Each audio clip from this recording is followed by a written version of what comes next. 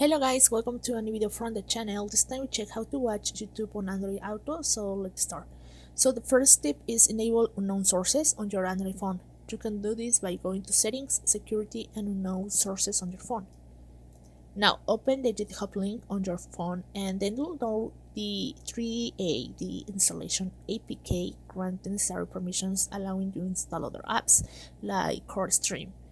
Number 3, open the 3A, the app menu and select CoreStream. Download the latest version and then install it on your phone, like this one. So after installation, open Android Auto and connect it to your car system. In the Android app list, find the CoreStream and open it. Okay, so that's how you can do it, and now you watch videos on your Android Auto. So that's how you can start using your Android Auto, very easy. So I hope this information helps you and works for you. Thank you for watching this video. Remember to subscribe and don't forget to give us a thumbs up to this video.